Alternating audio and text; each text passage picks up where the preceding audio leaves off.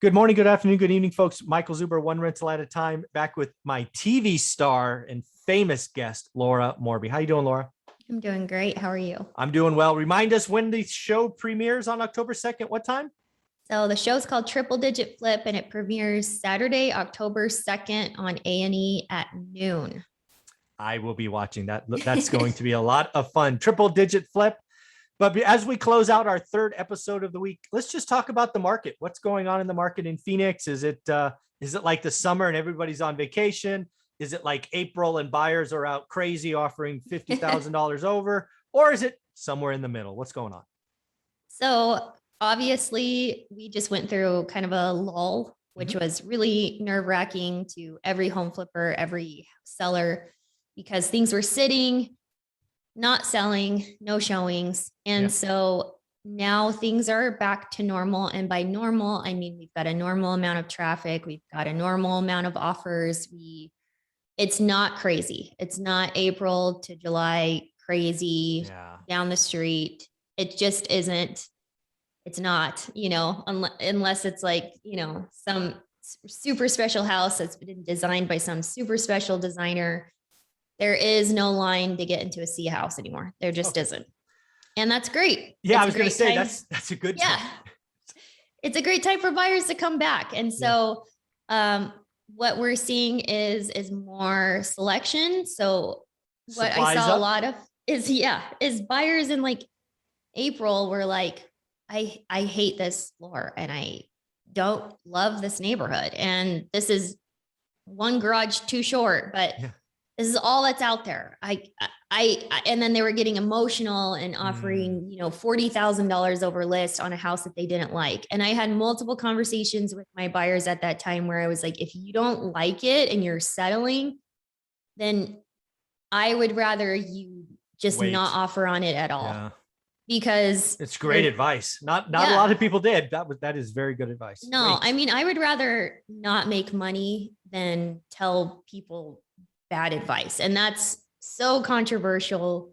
And that's probably why I'm not like, the craziest salesperson, but I would rather have, a good reputation and clients that come back than to tell them to make dumb decisions. Good for you. So what's good now is that if you're looking for a house, there's probably 10 houses that all meet that area, size, price, that you can actually go look at those 10 houses and say, I like this, or, oh my gosh, this house has a crazy neighbor that's a hoarder. I don't want this house. Okay, this house doesn't have any grass in the backyard for my kids. I don't want this house. So you can go through the 10 and you can actually pick something that makes sense for you. For you that you actually want. Nice. And, that's a little, scary for the seller flipper side, because we were so used to just for months, we just list something. It would sell in 24 hours. It would sell for more.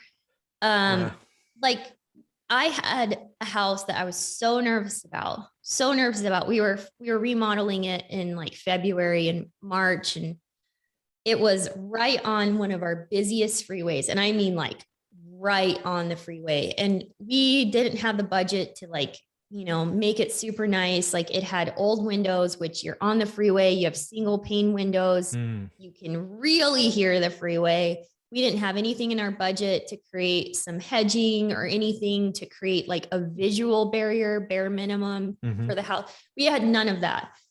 And we listed on the market, and in like 4 hours, I got a house or I got an offer for $60,000 over list price, waiving their appraisal. Oh, wow. And I called the agent and I was like, are you sure? This seems a little too good to be true. I questioned him. I was like, did you mean 515 or did you mean 550? Like, why did you do 550? And he was like, she is so tired of getting beat out. Like, she just needs a house.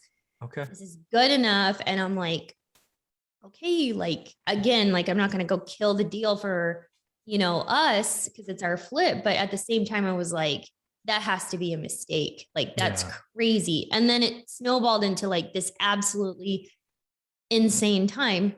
And so I think sellers are upset because they're like, this was like the most cake flipping market ever, because you can essentially pull list price out of, thin air. I mean, not really, but pretty much. Yeah, pretty much. And, you don't have to do everything. You could leave certain things. Like, you didn't have to spend the kind of money that you were, because there was nothing available. And so you were going to get 40 offers regardless. And I don't think that's good. So yeah, I don't either. Yeah. So now we're listing stuff, and, I had a conversation on Wednesday where we were like, what do we do about this house?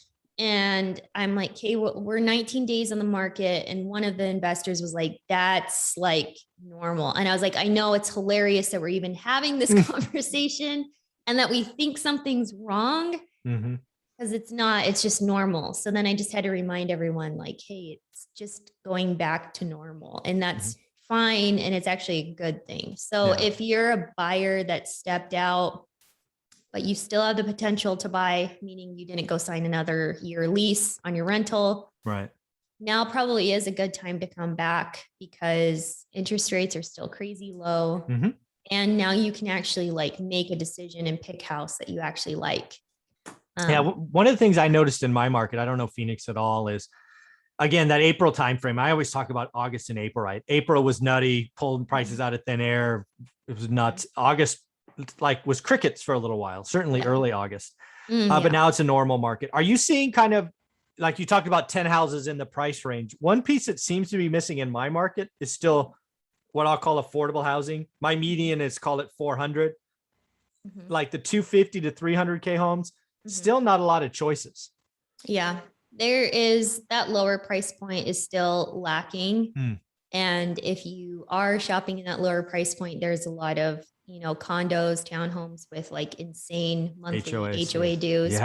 Then that kills that person's ability to get finance for that anyways, because that's part of the equation. Like, if your payment for your mortgage and then you throw on a $350 a month HOA due, then all of a sudden the house doesn't qualify for that buyer. So that has been, or you're looking at like a 2-bedroom, 1-bathroom, and that doesn't work out either for a lot of people. And so 100%, that's still a huge missing piece of our market as well, because everything is, if you're looking under 200,000, you're getting like a 1-bed, 1-bath condo, in a bad part of town with a high HOA, and that's it, and it's not that nice. So it's really crazy to think that, and to even say that, because you used to be able to get a beautiful 3-bedroom, 2-bathroom, stucco tile roof house in Gilbert for 130. And now,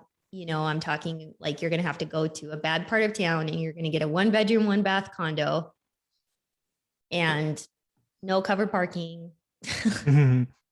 So that's bad, And so, that's something that's actually really sad to think about.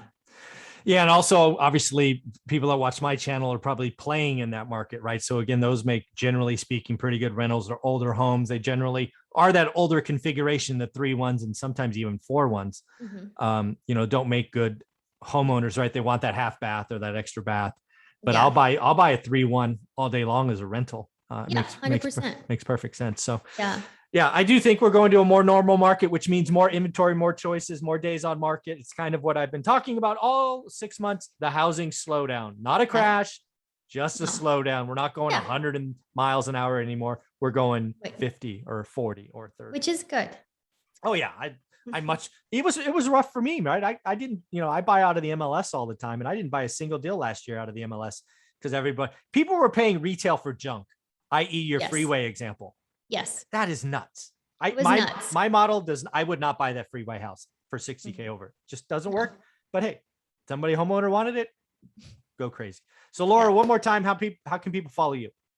My Instagram is Laura Morby, no spaces. And for sure, tune into the show Saturday, October 2nd at noon, triple digit flip on A&E.